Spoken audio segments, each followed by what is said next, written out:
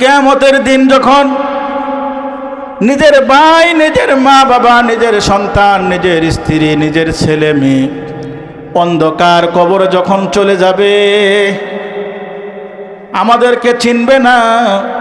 সন্তানের যখন জান্নাতের ফায়সালা হবে, সন্তানের যখন জাহান্নামের ফায়সালা হয়ে যাবে, তখন সন্তান মা বাবার বিরুদ্ধে আল্লাহর কাছে আবদার করবে, মাবুদ আমার তো জাহান্নামের ফায়সালা হয়ে গেছে, এখন আপনার কাছে আমার শেষ একটি আবদার, আমার মা বাবার সাথে একবার সাক্ষাৎ করতে চাই। অবস্থাটা কেমন হবে? আল্লাহ পাক রব্বুল আলামিন মা বাবাকে সন্তানের সামনে দাঁড় করিয়ে দিবে, নিজের ছেলে মেয়েকে নিজের মা বাবার সামনে দাঁড় করিয়ে দিবে।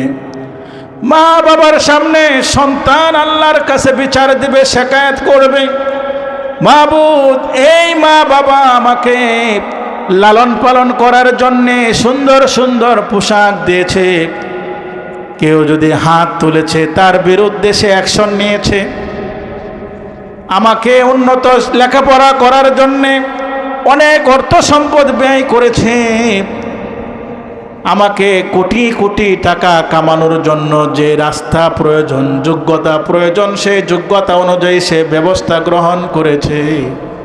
কিন্তু আমার মা বাবা আমাকে কোরআন শিক্ষা দেয় নাই, নামাজ শিক্ষা দেয় নাই, রোজা শিক্ষা দেয় নাই, হজ শিক্ষা দেয় নাই, আপনার হুকুম বিধানগুলি শিক্ষা দেয় নাই।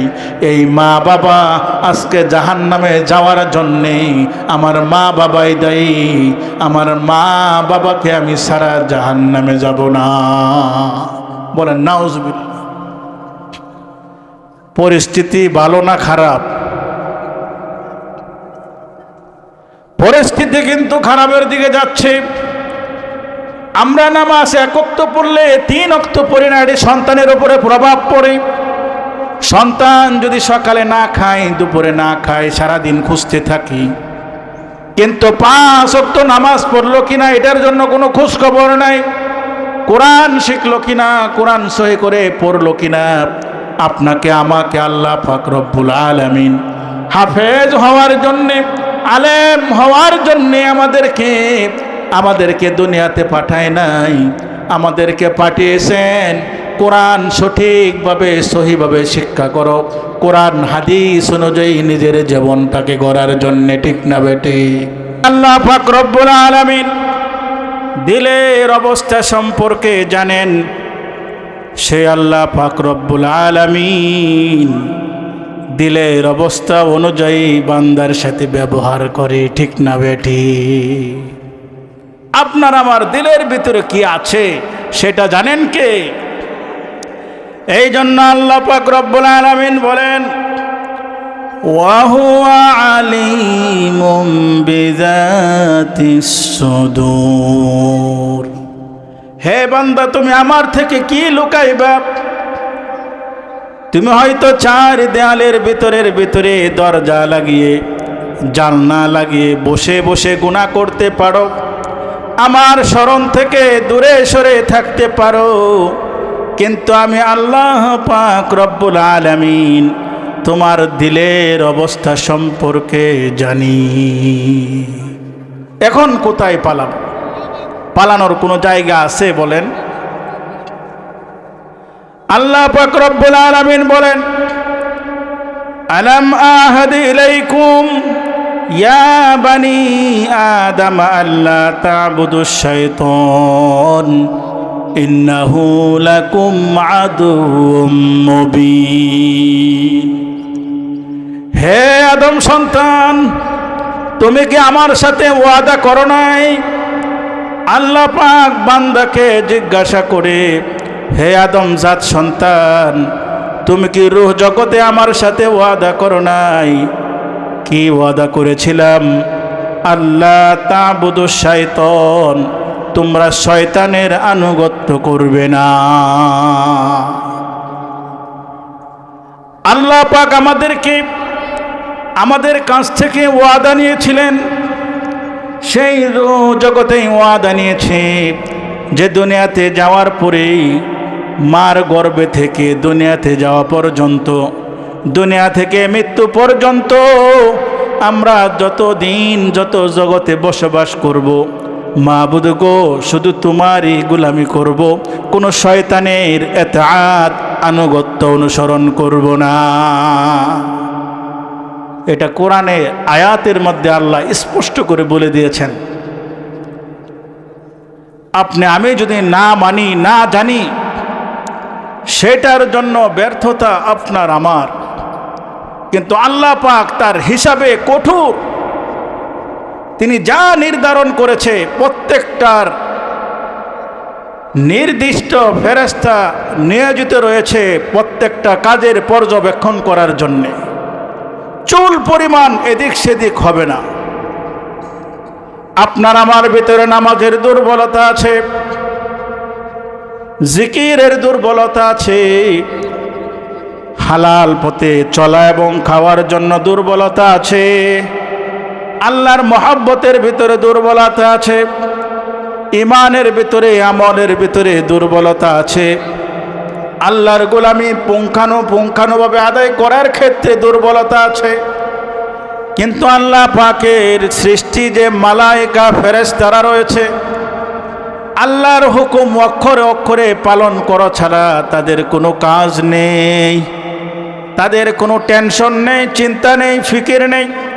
তাদের শুধু একটাই কাজ, আমার মালিক আমাকে কি আদেশ করেছে সেই আদেশ অনুযায়ী সে কিয়ামত পর্যন্ত বসে থাকবে। বলেন ঠিক না বেঠিক? সব বস্তুর জন্যই ফেরেশতা নির্দিষ্ট আছে। আপনার আমার জন্য আল্লাহ পাক রব্বুল আলামিন ফেরেশতা নিয়োজিত করে রেখেছেন, ঠিক না বেঠিক? সেই ফেরেশতাগুলির নাম কি? কিরামান কাতিবিনা ইয়ালামুনা মা তাফআলুন। কিরামান কাতিবিন, এই দুইজন ফেরেশতা আমাদের দুই কাঁধে নিয়োজিত রয়েছে। ইয়ালামুনা, আমরা কি আমল করি, মা তাফআলুন, যা কর্ম করি, যা কাজ করি, যা আমল করি, সব তারা কি করেন? লিপিবদ্ধ করেন। আল্লাহ পাক রব্বুল আলামিন তিনি জানেন বান্দা কি করেন, কি করবে। সব কিছু জানার পরেও ফেরেশতা কেন নিয়োজিত করলেন? যাতে আমরা আল্লাহর সামনে মিথ্যা না বলতে পারি, আল্লাহর সামনে কোনো অজুহাত দেখাইতে না পারি যে মাবুদ আমি তোমার কাছে ওয়াদা করেছি ঠিক, কিন্তু এই কারণে, এই অবস্থার কারণে, এই সমস্যার কারণে তোমার হুকুম আহকামগুলি পরিপূর্ণভাবে আদায় করতে পারি না।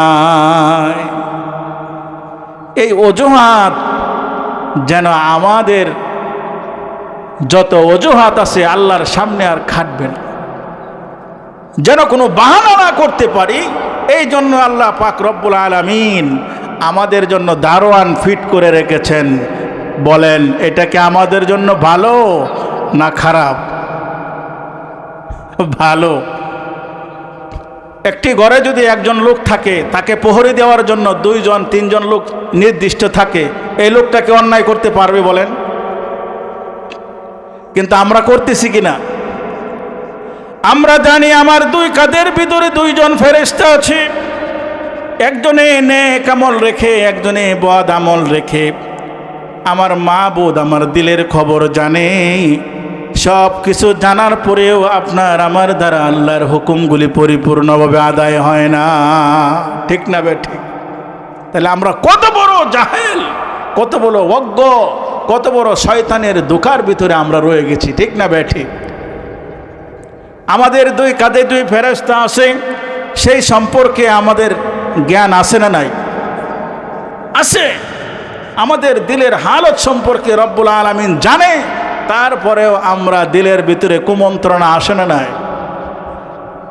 যদি আজকে বলা হয় যারা খাঁটি ইমানদার মুসলমান, তোমরা আজকে কোরআনের জন্য জান দিতে হবে, তোমাদের মালের এখন প্রয়োজন নাই, জান দিতে হবে, তাহলে সঠিক যারা তারা বেরিয়ে আসবে, ঠিক না বে ঠিক?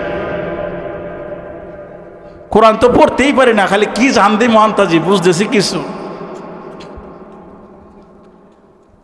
এই জন্য আল্লাহ পাক রব্বুল আলামিন বলেন, তোমার দুই কাঁধের উপরে দুইজন ফেরেশতা নিয়োজিত করে রেখেছি।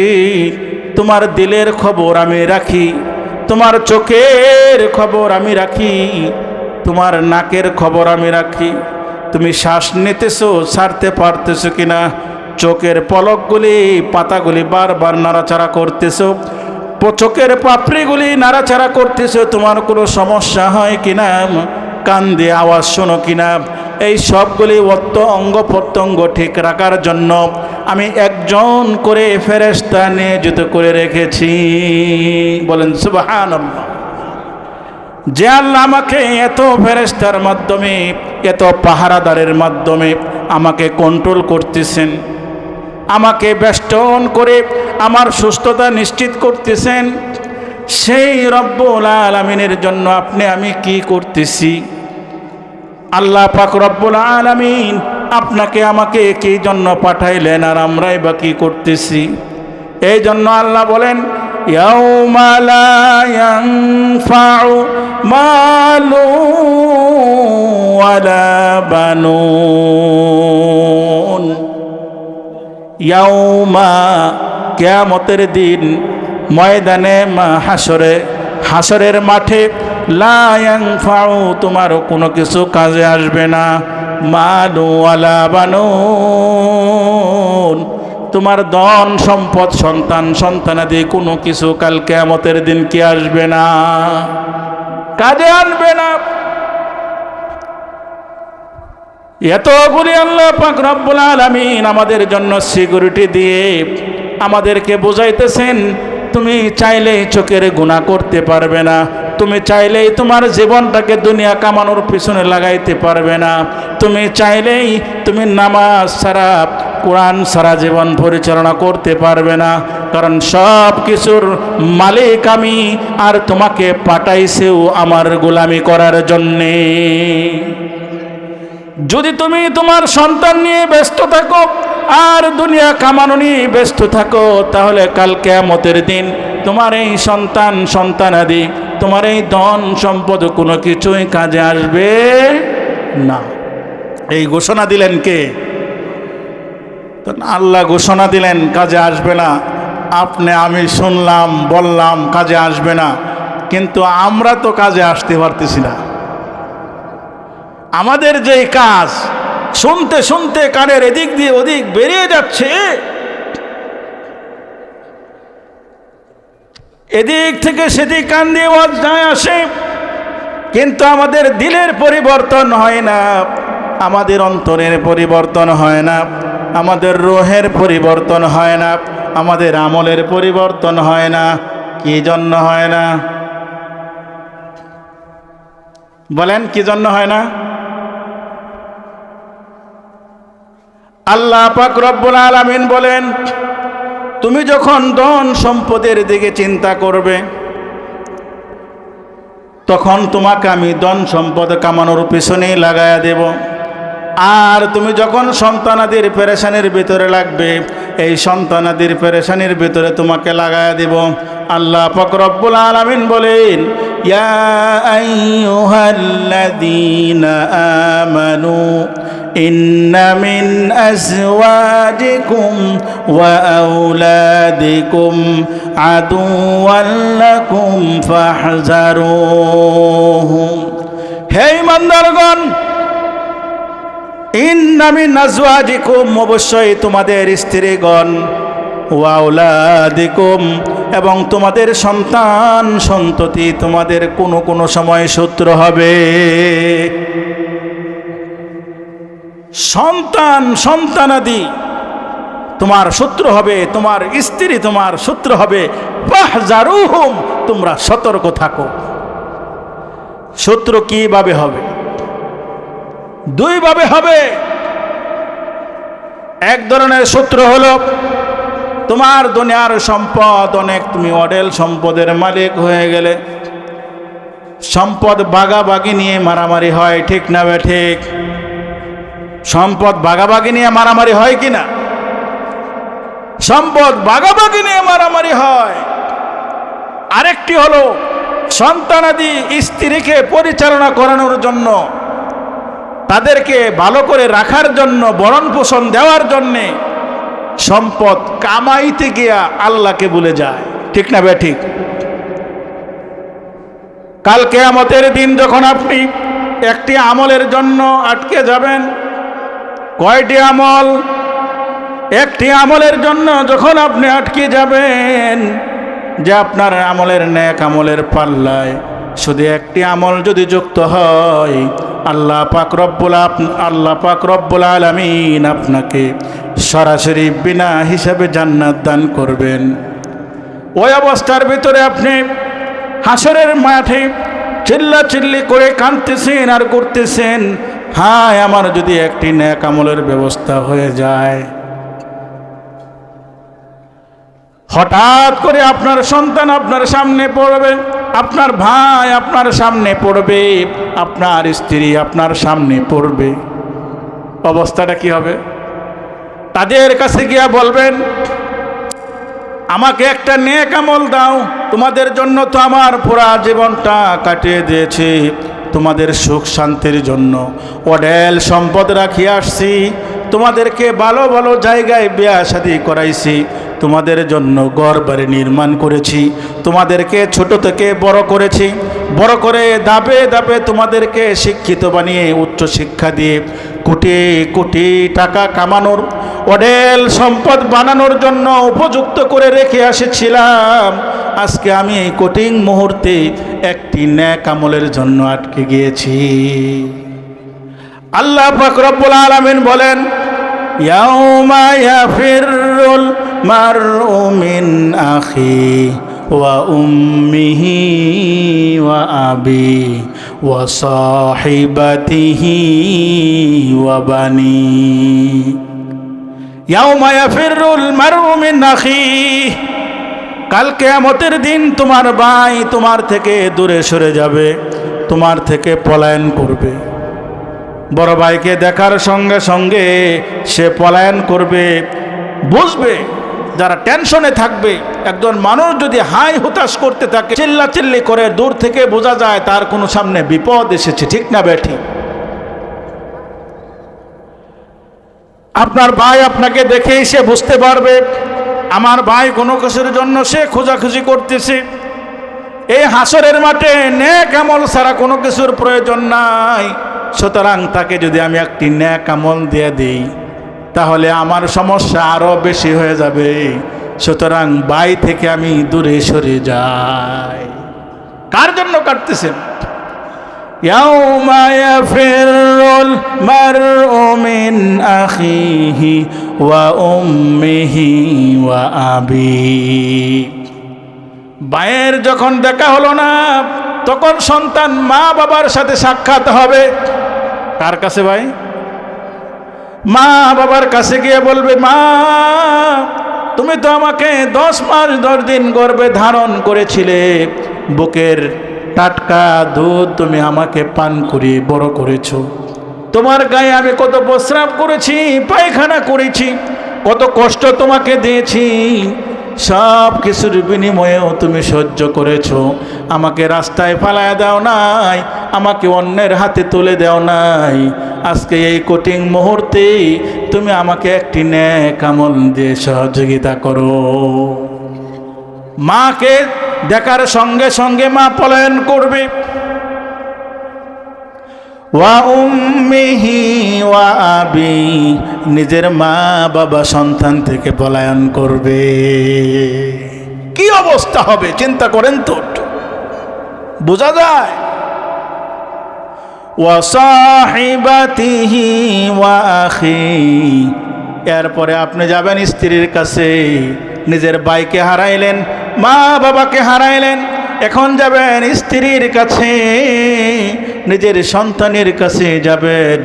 ওয়া সাহিবাতিহি ওয়া আখি, স্ত্রী তোমার জন্য আমি কি করি নাই, আমার জীবনকে তোমার জন্য উৎসর্গ করে দিয়েছি, তোমার বরণ পোষণ খাবার পর্দায় রাখার জন্য কত কিছুই না আমি করেছি। তোমার চাহিদা পূরণ করার জন্যে আমি সময় মতো নামাজ পড়তে পারি নাই, কোরআন শিক্ষা করতে পারি নাই, কোরআন শিক্ষার বয়স অতিবাহিত হয়ে গেছে, জিকির করার সময় পায় নাই। শুধু এই পেরেশানি, ঘরের ভিতরে কাপড় লাগবে, লিপস্টিক আইব্রো লাগবে, ঘরের দরজা নাই, বেড়া নাই, পর্দার ব্যবস্থা করতে হবে। বউকে পর্দায় রাখার জন্য জমি নাই, ভালো ঘর নাই, জমি কিনতে হবে, ঘর বাড়ি করতে হবে।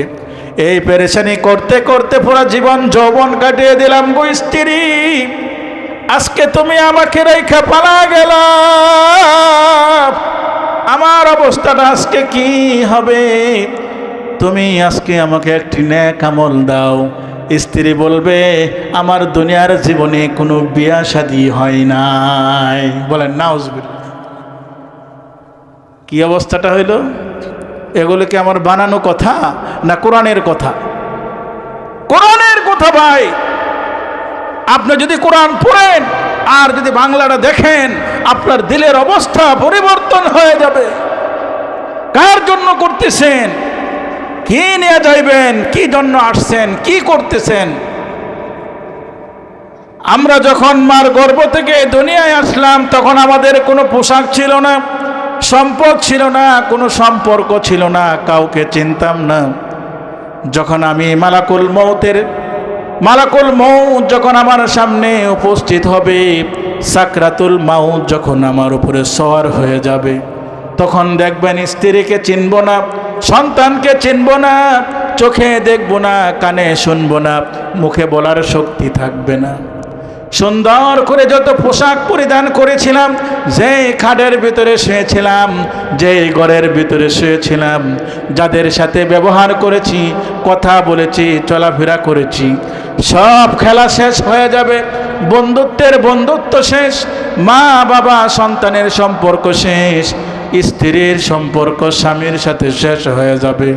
গোসলটা করাইয়া গরম বড়ই পাতার পানি দিয়া ধোয়াইয়া সাদা কাপড় পরাইয়া, যেভাবে মার গর্ভ থেকে আমরা ভূমিষ্ঠ হয়েছিলাম, খালি হাতে এসেছিলাম, এরকম খালি হাতে আমাদেরকে কবরে শোয়া দিবে। ঠিক না বেঠিক? এই জন্য আল্লাহ পাক রব্বুল আলামিন বলেন, ইয়াউমা ইয়াফিরুল মারউ মিন আখিহি ওয়া উম্মিহি ওয়া আবিহি ওয়া সাহিবাতিহি ওয়া বানিহি লিকুল্লি ইমরিইম মিনহুম ইয়াউমা ইযিন শা'নুন ইউগনি। কাল কিয়ামতের দিন যখন নিজের ভাই, নিজের মা বাবা, নিজের সন্তান, নিজের স্ত্রী, নিজের ছেলে মেয়ে অন্ধকার কবর যখন চলে যাবে, আমাদেরকে চিনবে না। সন্তানের যখন জান্নাতের ফায়সালা হবে, সন্তানের যখন জাহান্নামের ফায়সালা হয়ে যাবে, তখন সন্তান মা বাবার বিরুদ্ধে আল্লাহর কাছে আবদার করবে, মাবুদ, আমার তো জাহান্নামের ফায়সালা হয়ে গেছে, এখন আপনার কাছে আমার শেষ একটি আবদার, আমার মা বাবার সাথে একবার সাক্ষাৎ করতে চাই। অবস্থাটা কেমন হবে? আল্লাহ পাক রব্বুল আলামিন মা বাবাকে সন্তানের সামনে দাঁড় করিয়ে দিবে, নিজের ছেলে মেয়েকে নিজের মা বাবার সামনে দাঁড় করিয়ে দিবে। মা বাবার সামনে সন্তান আল্লাহর কাছে বিচার দিবে, শিকায়ত করবে, মাবুদ, এই মা বাবা আমাকে লালন পালন করার জন্যে সুন্দর সুন্দর পোশাক দিয়েছে, কেউ যদি হাত তুলেছে তার বিরুদ্ধে সে অ্যাকশন নিয়েছে, আমাকে উন্নত লেখাপড়া করার জন্যে অনেক অর্থ সম্পদ ব্যয় করেছে, আমাকে কোটি কোটি টাকা কামানোর জন্য যে রাস্তা প্রয়োজন, যোগ্যতা প্রয়োজন, সেই যোগ্যতা অনুযায়ী সে ব্যবস্থা গ্রহণ করেছে। কিন্তু আমার মা বাবা আমাকে কোরআন শিক্ষা দেয় নাই, নামাজ শিক্ষা দেয় নাই, রোজা শিক্ষা দেয় নাই, হজ শিক্ষা দেয় নাই, আপনার হুকুম বিধানগুলি শিক্ষা দেয় নাই। এই মা বাবা আজকে জাহান্নামে যাওয়ার জন্যে আমার মা বাবাই দায়ী। আমার মা বাবাকে আমি সারা জাহান্নামে যাব না। বলেন নাউজুবিল্লাহ। পরিস্থিতি ভালো না খারাপ? পরিস্থিতি কিন্তু খারাপের দিকে যাচ্ছে। আমরা নামাজ এক ওয়াক্ত পড়লে 3 ওয়াক্ত পড়ি না, এটি সন্তানের উপরে প্রভাব পড়ে। সন্তান যদি সকালে না খায়, দুপুরে না খায়, সারাদিন খুঁজতে থাকি, কিন্তু 5 ওয়াক্ত নামাজ পড়লো কিনা এটার জন্য কোনো খোঁজ খবর নাই। কোরআন শিখলো কিনা, কোরআন সহি করে পড়লো কিনা। আপনাকে আমাকে আল্লাহ পাক রব্বুল আলামিন হাফেজ হওয়ার জন্যে, আলেম হওয়ার জন্যে আমাদেরকে দুনিয়াতে পাঠায় নাই, আমাদেরকে পাঠিয়েছেন কোরআন সঠিকভাবে সহিভাবে শিক্ষা করো, কোরআন হাদিস অনুযায়ী নিজের জীবনটাকে গড়ার জন্যে। ঠিক না বেটি? কারণ যদি আলেম হওয়াকে ফরজ করতেন, আলেম হওয়াকে, হাফেজ হওয়াকে যদি ফরজ করতেন, সকলের জন্য কষ্টকর হয়ে যেত। ঠিক না বেটি?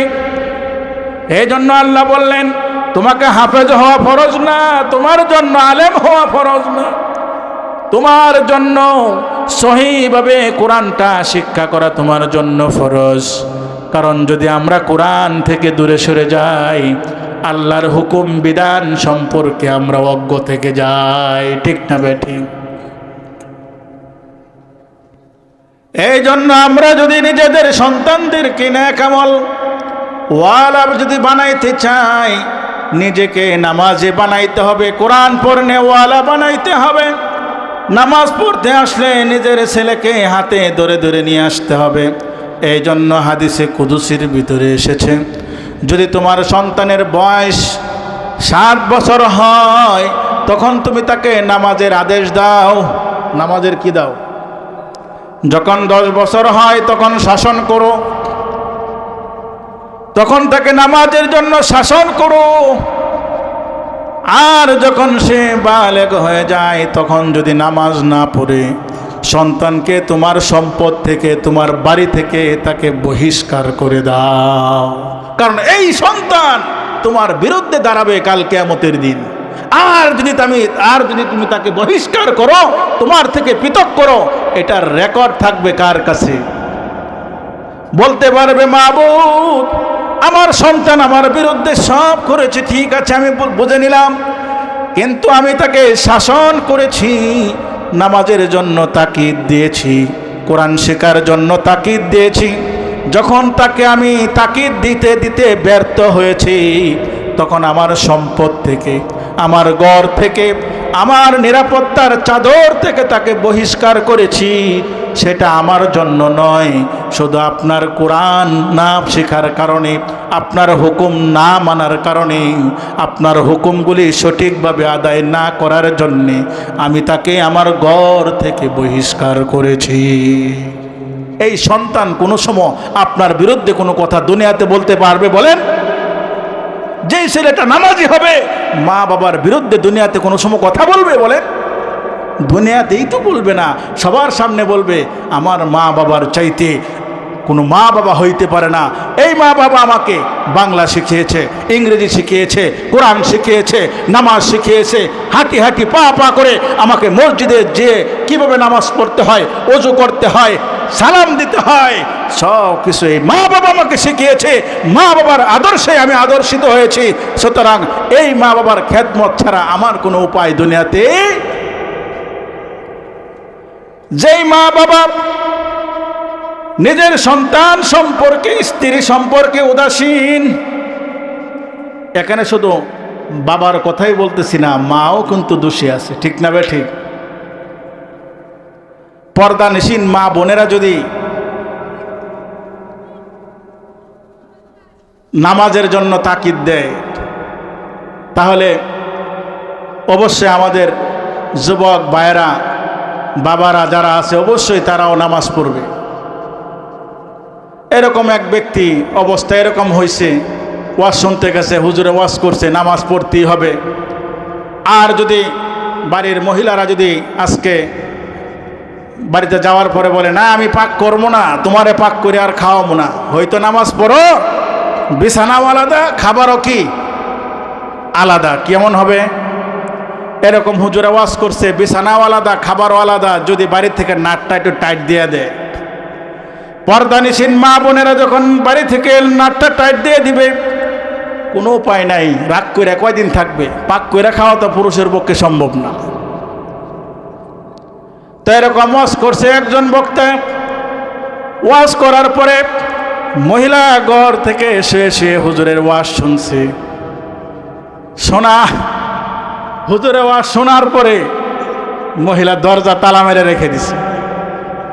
তালা মেরে রাখার পরে উনি আসার পরে নক করতেছে যে দরজার ভিতরে তালা কেন? বলতেছে হুজুরে বলছে যদি নামাজ না হয় বিছানাও একসাথে হবে না, খাবার বাহিরে আছে, খায়া বাহিরে শুয়ে যান, আপনার সাথে কোনো কথাবার্তা আজকে থেকে চলবে না।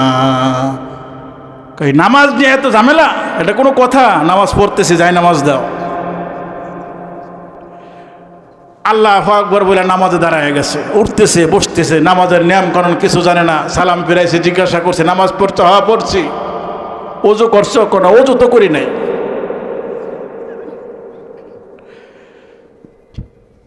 ওযু করা লাগবো না? যাই হোক, পড়ছো যেহেতু আল্লাহর ভয়ে, হুজুরের কথা মানছো, পড়ছো, ওযু ছাড়াই নামাজ পড়ছে। তাহলে আমাদের পর্দানিসীন মা বোনেরা যদি হালকা একটু টাইট দেয়, নামাজ পড়তে হবে, তোমার সংসার তুমি থাকবে, আমি থাকবো, আমরা ইমানদার মুসলমান, নামাজ ছাড়া কিভাবে থাকি বলেন? আপনি যদি নামাজ পড়েন, আপনার স্ত্রী যদি নামাজ পড়ে পর্দার ভিতরে থাকে, সেই সন্তানটাও নেককার হবে, ঠিক না বে ঠিক?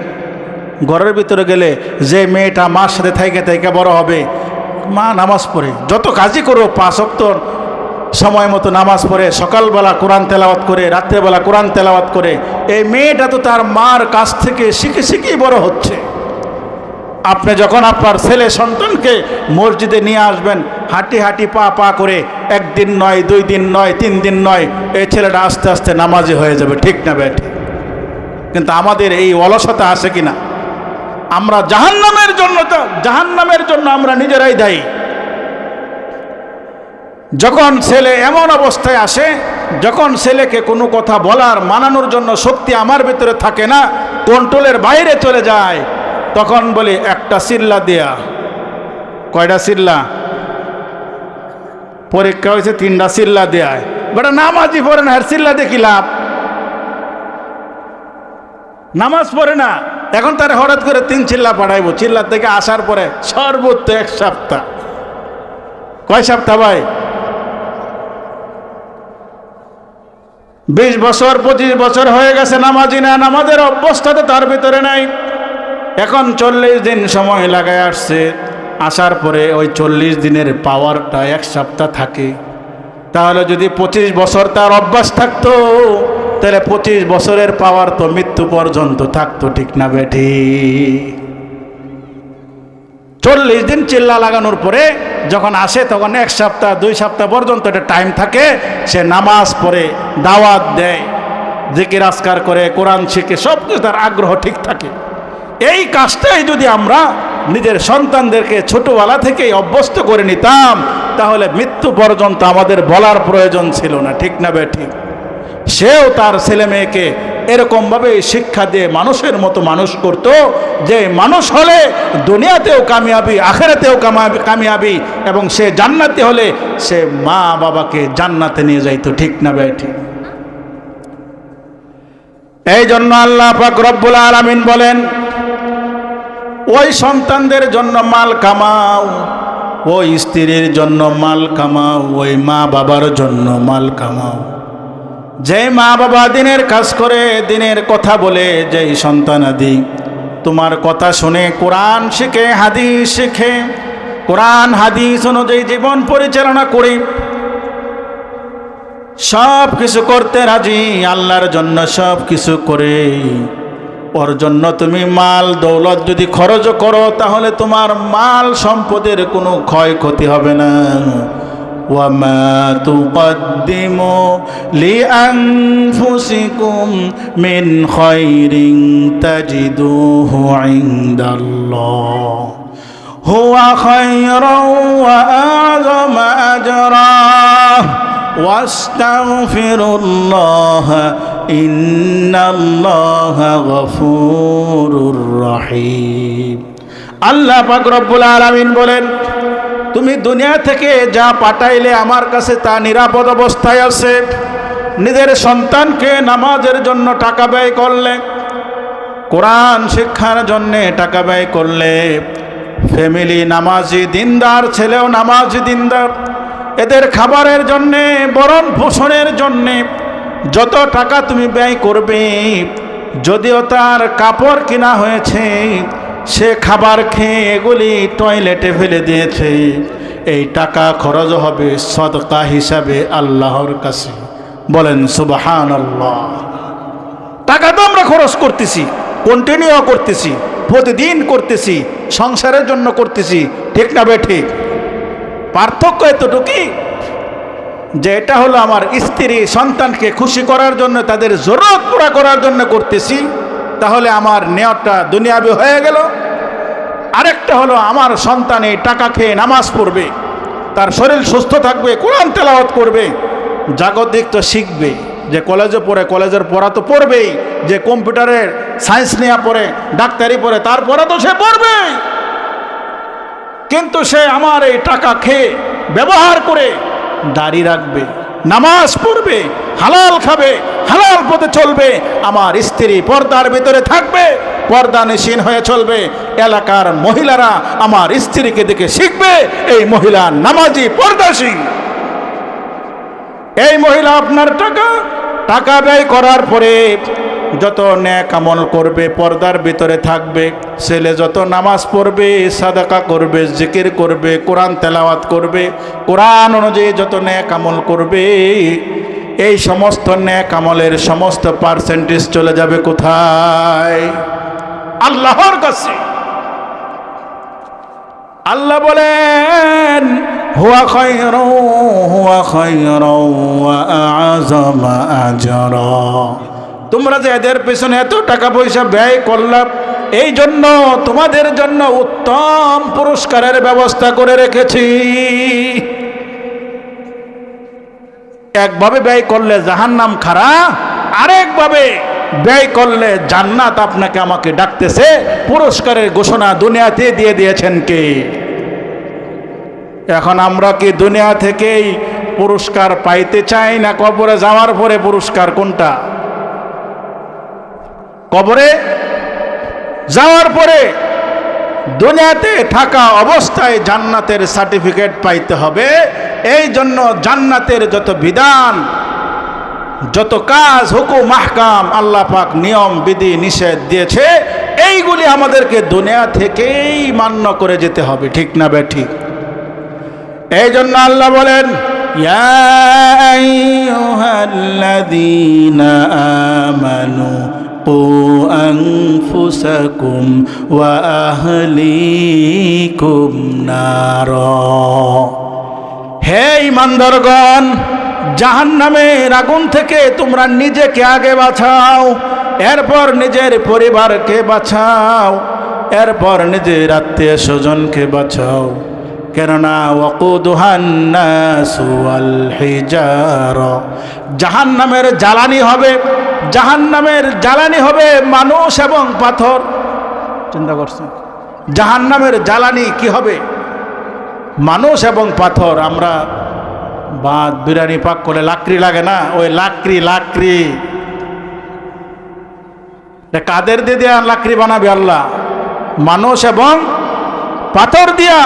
এই জন্য আল্লাহ বলতেছেন কু আনফুসাকুম, আগে নিজেকে বাঁচাও। নিজে নামাজ না পড়া ঘরের ভিতরে স্ত্রী সন্তানকে মুখে ফেনা উড়াইলেও কাজ হবে? এই জন্য আল্লাহ পাক নিজেকে আগে সংশোধন করতে বলেছে। সংশোধন কেমনে করব? আল্লাহ পাক বলেন ইন্নাল্লাহা আশতারা মিনাল মুমিনিনা আনফুসাহুম ওয়া আমওয়ালাহুম বিআন্না লাহুমুল জান্নাহ। কয় ইমানদারগণ, তোমরা কি জান্নাত চাও? হ্যাঁ, আমি জান্নাত চাই। ইন্নাল্লাহা আশতারা মিনাল মুমিনিন, আমি মুমিনদের থেকে ক্রয় করে নিয়েছি আনফুসাহুম ওয়া আমওয়ালাহুম, মুমিনদের জান এবং মাল আমি আল্লাহ ক্রয় করে নিয়েছি বিআন্না লাহুমুল জান্নাহ, জান্নাতের বিনিময়ে। কিসের বিনিময়ে ভাই, কিসের বিনিময়ে? আল্লাহ পাক রব্বুল আলামিন বলেন, তোমাকে যে আমি জান্নাত দিব, জান্নাতের একটি শর্ত হলো তোমার জান আমার হুকুম অনুযায়ী তোমার জীবনটাকে পরিচালনা করতে হবে, আমার আদেশ নিষেধগুলি পরিপূর্ণভাবে আদায় করতে হবে। ওয়া আমওয়ালাহুম, তোমার মালগুলি আমার হুকুম আহকাম অনুযায়ী খরচ করতে হবে। যদি তোমার জান আমার বিধান অনুযায়ী, আমার আদেশ নিষেধ হুকুম আহকাম অনুযায়ী পরিচালনা করো, মালগুলি আমার হুকুম আহকাম বিধিবিধান অনুযায়ী, নিয়ম কানুন অনুযায়ী মালগুলি খরচ করো, তোমার জান্নাতের গ্যারান্টি আমি আল্লাহ দিয়ে দিচ্ছি। বলেন সুবহানাল্লাহ। তাহলে কয়টা কাজ করলে আমাদের জান্নাতের গ্যারান্টি আল্লাহ দেয়? দুইটি কাজ। কয়টি কাজ ভাই? জোরে বলেন। সবাই ঘুমায় গেছেন নাকি? জোরে বলেন, কয়টি? কয়টি কাজ? এক নাম্বার হলো নিজের জান। ইন্নাল্লাহা আশতারা মিনাল মুমিনিন আনফুসাহুম ওয়া আমওয়ালাহুম বিআন্না লাহুমুল জান্নাহ। এক নাম্বার হলো নিজের জান। নিজের মন মতো চালানো যাবে না, নাকি শয়তানের মন মতো চালাবে সেটাও পারবে না। নিজের মনটাকে আল্লাহ যে কোরআন নাজিল করেছে, নবীর যে হাদিস দুনিয়াতে রয়েছে, সেই কোরআন হাদিস অনুযায়ী তোমার জীবনটাকে পরিচালনা করতে হুকুম করেছেন কে? যদি তোমার জীবনটাকে আল্লাহর হুকুম নবীর তরিকায় চালাইতে পারো, তোমার মালগুলি আল্লাহর হুকুম অনুযায়ী নবীর তরিকায় আল্লাহর রাস্তায় দুনিয়ার জীবনে খরচ করতে পারো, বিআন্না লাহুমুল জান্নাহ, জান্নাত দিয়ে দিবেন কে? তাহলে জান্নাত দেওয়ার জন্য আল্লাহ কি খাড়া না বসে রয়েছেন?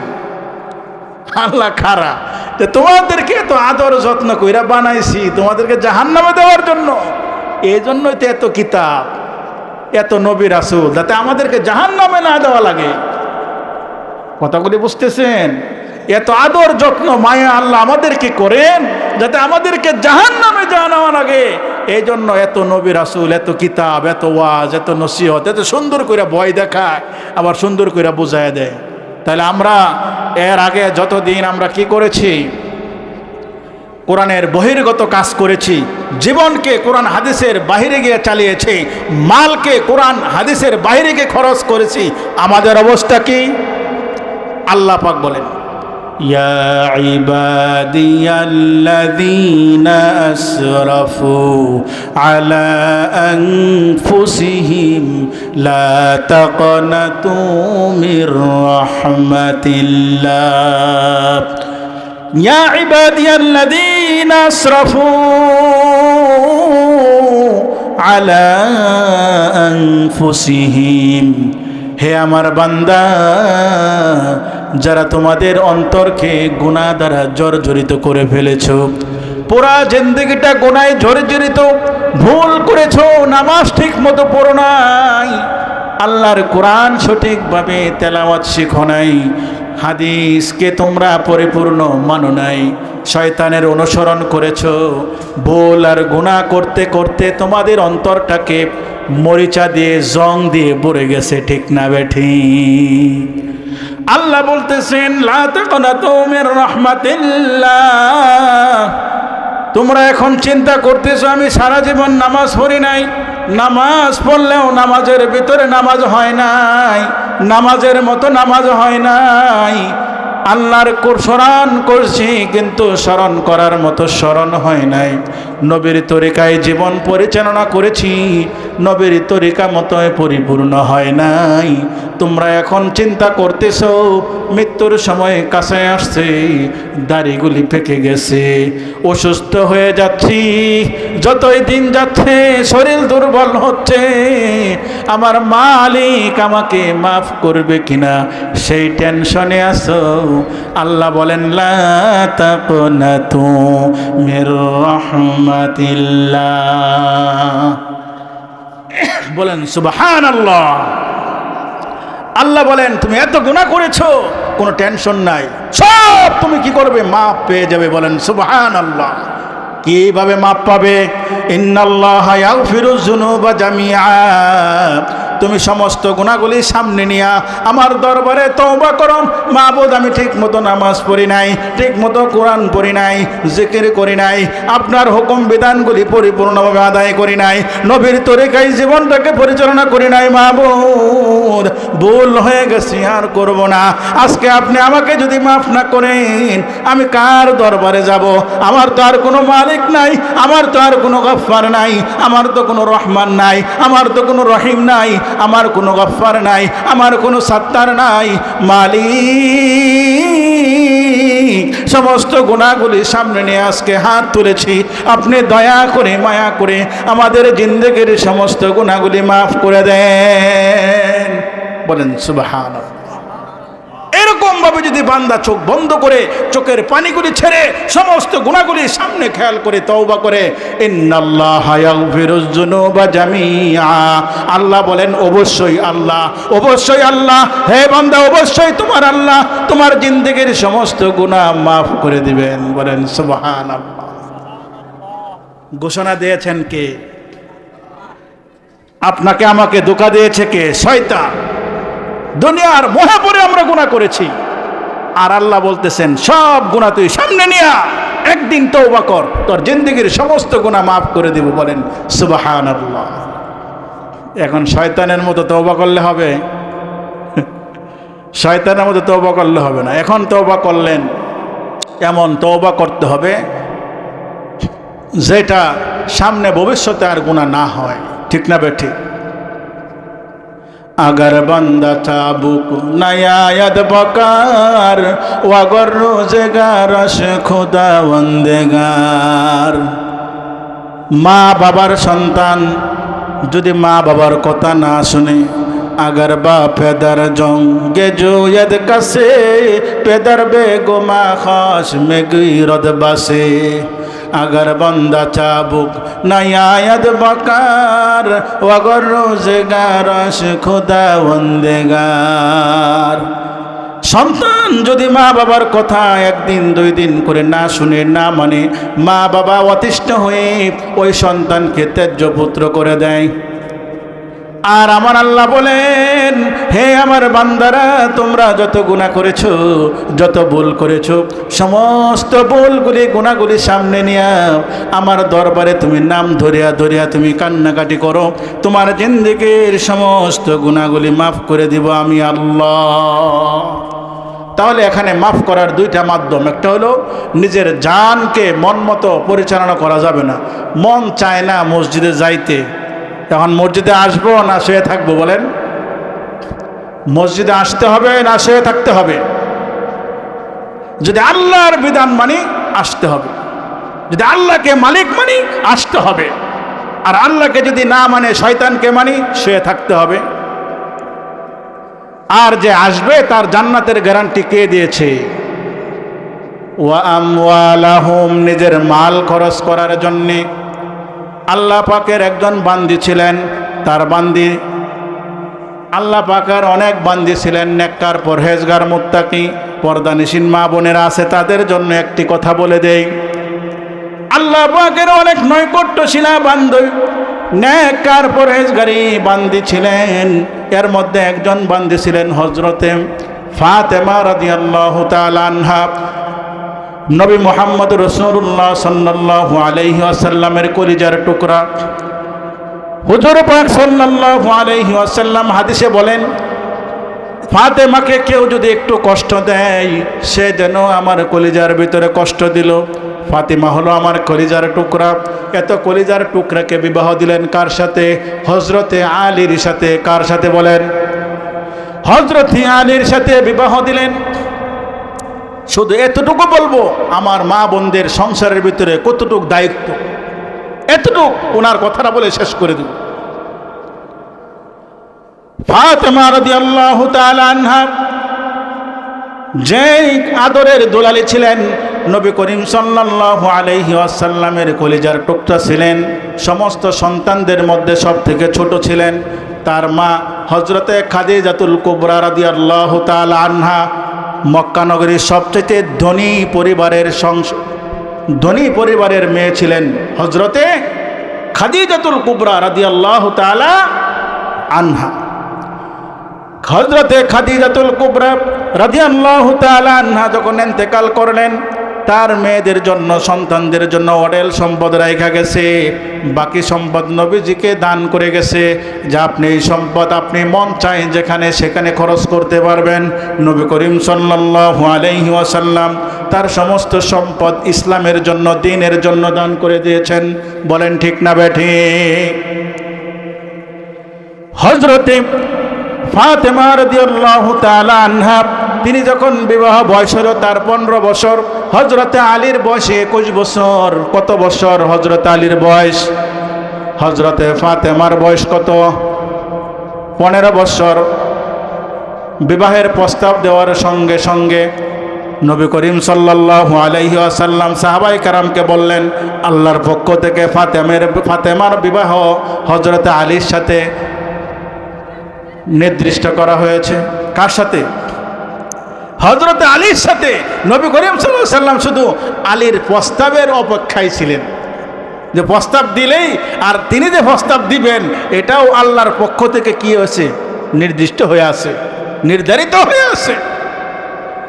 বিয়া দেওয়া হলো। হযরতে আলী রাদিয়াল্লাহু তাআলা আনহু নবীজির ঘরেই থাকতেন, তার আলাদা কোনো ঘর বাড়ি ছিল না। বিবাহ হয়ে যাওয়ার পরে বিবাহের আগে হযরত আলী রাদিয়াল্লাহু তাআলা আনহুকে নবী করিম সাল্লাল্লাহু আলাইহি ওয়াসাল্লাম জিজ্ঞাসা করলেন, হে আলী, তুমি আমার মেয়ের বিবাহের ভিতরে মহারানা বাবদ কি দিবা? তোমার কাছে কি আছে? আমার কাছে কিছু নাই, একটি ঘোড়া আছে, একটি লোহার বর্ম আছে, লোহার পোশাক, আর একটি আঘাত করে সাফল বা লোহার বর্ম আছে। তুমি লোহার বর্মটাকে কি করো? বিক্রি করে দাও। এরকম 480 রিয়ালের মতো বিক্রি করা হলো। বিক্রি করার পরে একজন সাহাবীকে হযরতে বেলালকে পাঠালেন, যাও তুমি সুগন্ধি নিয়ে আসো। হযরতে বেলাল সুগন্ধি নিয়ে আসলেন। সুগন্ধি নিয়ে আসার পরে হুজুর পাক সাল্লাল্লাহু আলাইহি ওয়াসাল্লাম বিবাহ কাজ সম্পাদন করলেন। 4টা জিনিস দিলেন, একটি মস্ক দিলেন, আর একটা চাক্কি দিলেন, আর একটি বিছানোর জন্য একটি চাদর দিলেন। তো মৃত্যু পর্যন্ত 2টা জিনিস হযরতে ফাতেমার কাছে ছিল। একটা হলো চাক্কি, যেটা দিয়া খেজুরের বিচিগুলি কি করত? গুঁড়া করা হয়তো। আর একটা মস্ক, চামড়া দিয়ে তৈরি, আমরা যে কলস বলি সেটাকে মস্ক বলা হয়, ওটার ভিতরে পানি রাখত। এই 2টা জিনিস মৃত্যু পর্যন্ত ছিল। বিবাহ হয়ে গেছে, ঘর নাই, বাড়ি নাই হযরতে আলীর, কিন্তু নবী করিম সাল্লাল্লাহু আলাইহি ওয়াসাল্লাম পুরা পৃথিবীর বাদশা, ঠিক না বেঠিক? একজন সাহাবী তিনি তার একটি ঘর হযরত আলীকে দান করে দিলেন, যাও এই ঘরের ভিতরে তুমি বসবাস করবে। সেই ঘরের ভিতরে হযরত ফাতেমারে নিয়ে গেছেন। ফাতেমারে নিয়ে যাওয়ার পরে সেই ঘরের ভিতরে বসবাস করতেছেন। দেখে হযরতে আলী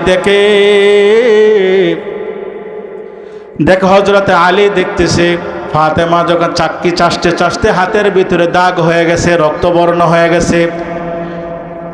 এরকম মস্ক দিয়ে কাঁধের উপরে, কোমরের উপরে পানি টানতে টানতে দাগ হয়ে গেছে।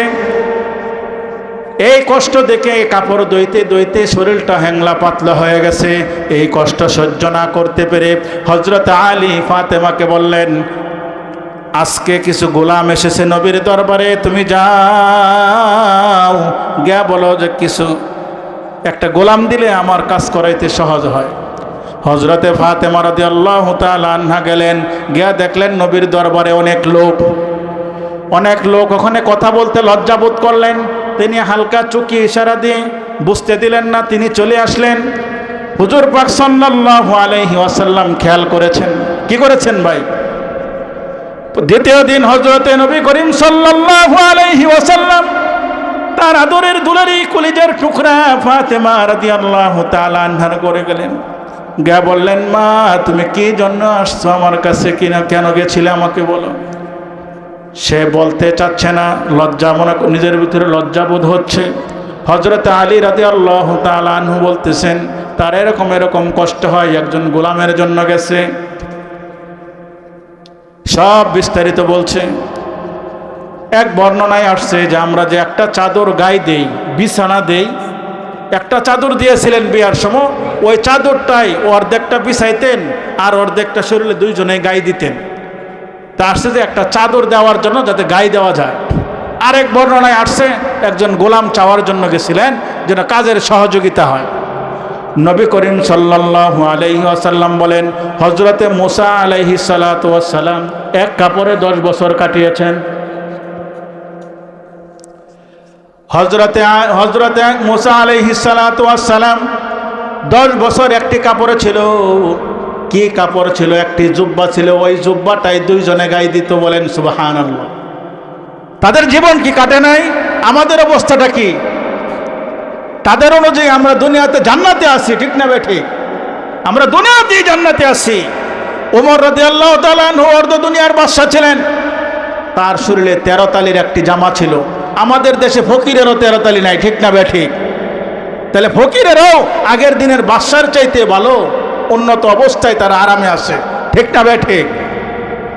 হযরতে ফাতেমা রাদিয়াল্লাহু তাআলা আনহাকে নবী করিম সাল্লাল্লাহু আলাইহি ওয়াসাল্লাম বললেন, তোমাকে একটা আমল শিখায় দিব, যে আমলটা করলে 70,000 ফেরেশতা আযাদের সওয়াব তুমি সকালে পাবে, সন্ধ্যায় পাবে। ও আমলটা কি বলেন?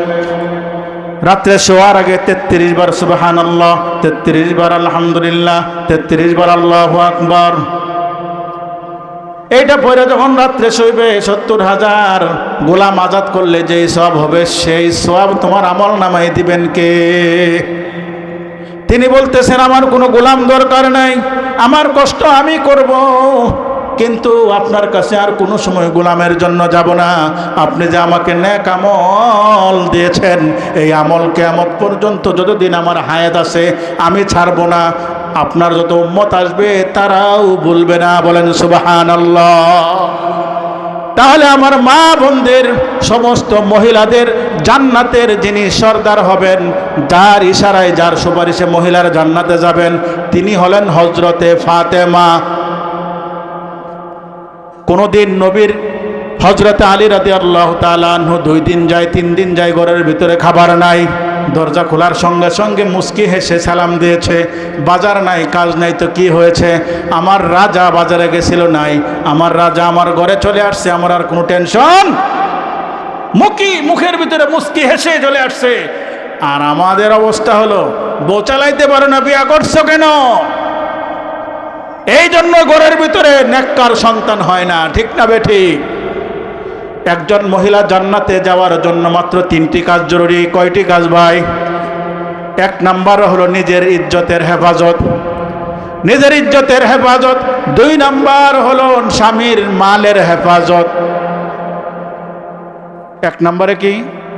নিজের ইজ্জতের হেফাজত, নিজের সম্ভ্রম ইজ্জত যেন কোনো জায়গায় বিক্রি না হয়, কোনো লালসায়, কোনো লোভে, শয়তানের ধোঁকায়। 2 নাম্বার হলো স্বামীর ইজ্জত এবং মালের হেফাজত, আমানতের খেয়ানত করা যাবে না। 3 নাম্বার হলো আল্লাহর গোলামি, নিবিড়ে একাকীভাবে সে একাধারেভাবে করে যাবে।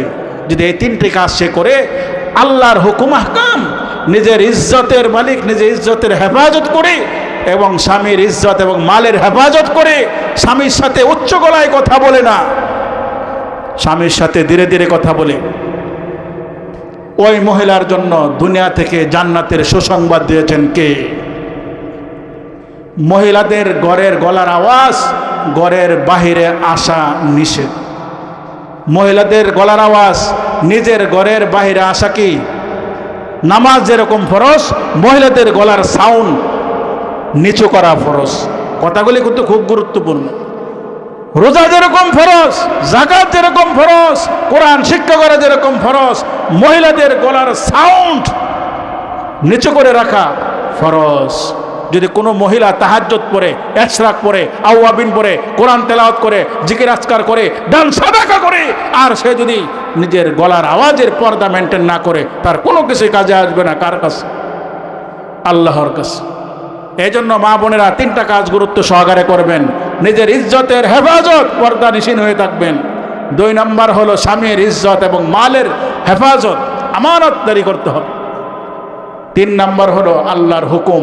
যেইভাবে হযরতে ফাতেমা এত কষ্টের ভিতরে থাকার পরেও সে আমলকে অগ্রাধিকার দিয়েছে, আমাদেরকে হযরতে ফাতেমা রাদিয়াল্লাহু তাআলা না কেমন কষ্ট করছেন, তার কাছে কি টাকা পয়সা ছিল না? হযরত খাদিজাতুল কুবরা রাদিয়াল্লাহু তাআলা আনহা ওয়াডেল সম্পদ রাইখা গেছিলেন। মা ফাতেমা রাদিয়াল্লাহু তাআলা আনহা সমস্ত সম্পদ আল্লাহর রাস্তায় কি করে দিয়েছেন? ব্যয় করে দিয়েছেন। এখন আমরা যদি জান মাল আল্লাহর রাস্তায় ব্যয় করি, তাহলে জান্নাতের সুসংবাদ দিবেন কে? এটা শুধু পুরুষরাই দান করবে না, মহিলারাও?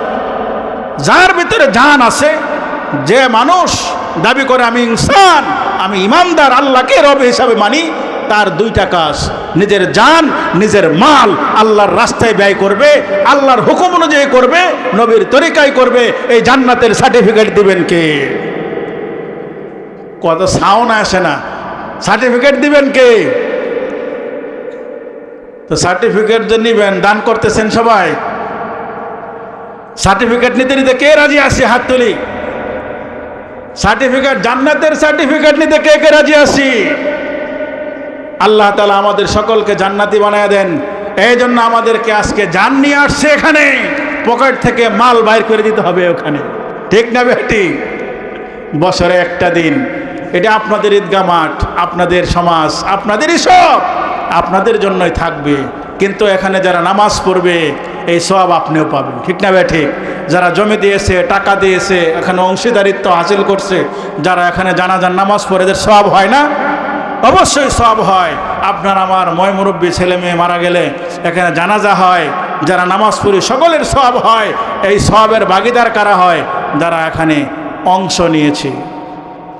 তো এই জন্য আজকে ওই মাঠ প্রকল্পে যেহেতু আমাদের ইসলামী জলসা, এই জন্য এই উদ্দেশ্যে আমরা কিছু কিছু যা পারি আমরা এখানে শরিক হইতে পারি কিনা? ইনশাল্লাহ শরিক হওয়া যায় ইনশাল্লাহ। তাহলে কে কত দিবেন, কত থেকে শুরু করব? আমি আবার বেশি টাকার কথা বলতে পারি না, কারণ মাল দৌলত হলো আপনার, আল্লাহ আপনাকে দিয়েছে। ওয়ামিম্মা রাযাকনাহুম ইউনফিকুন, যে ইমানদার তার উচিত হলো আমি যা রিজিক দিয়েছি, যে ধন সম্পদ দিয়েছি, সে ওখান থেকে ব্যয় করবে।